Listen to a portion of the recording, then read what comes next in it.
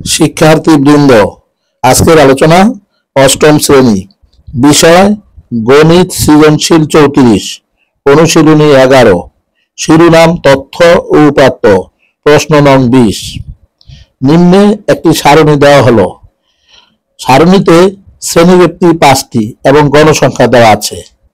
এখন এই উদ্দীপকের উপর ভিত্তি করে কয়ের প্রশ্নটি হলো 7, 5, 4, 9, 3, 8 উপাত্তগুলোর মধ্যক নির্ণয় করো।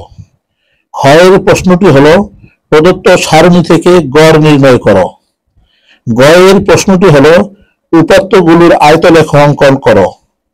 তাহলে কয়ের সমাধানটি হলো প্রদত্ত সংখ্যাগুলোকে মানের ঊর্ধ্বক্রমে সাজাইয়া পাই 3, 4, 5, 7, 8, 9। এখানে লক্ষ্য করো মোট 6টি সংখ্যা বিদ্যমান, ফলে n সমান 6 জোড় সংখ্যা।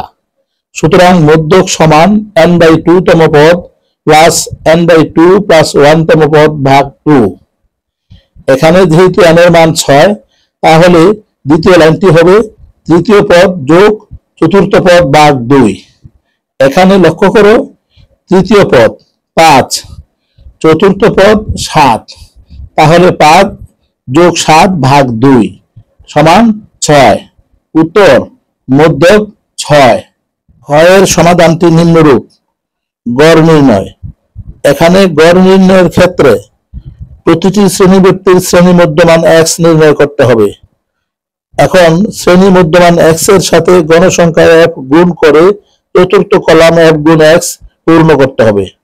এখানে চতুর্থ কলামটি পূর্ণ হওয়ার পর এই সংখ্যাগুলোকে যোগ করলে সামেশন fx পাওয়া যায়, যেখানে সামেশন fx সমান 2423 এবং n সমান 54।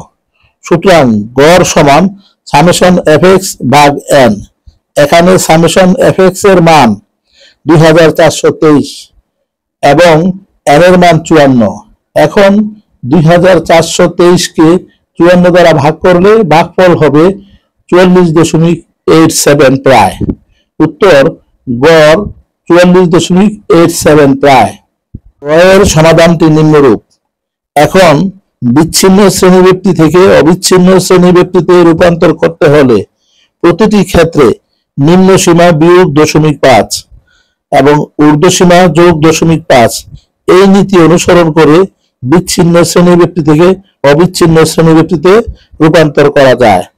এখন x অক্ষে অবিচ্ছিন্ন শ্রেণীব্যক্তি এবং y অক্ষে গণসংখ্যা বসিয়ে আয়তলেখটি অঙ্কন করি, যেখানে x অক্ষে ছোট বর্গের 1 গড় সমান 1 একক এবং y অক্ষে ছোট বর্গের 2 গড় সমান 1 একক বিবেচনা করি।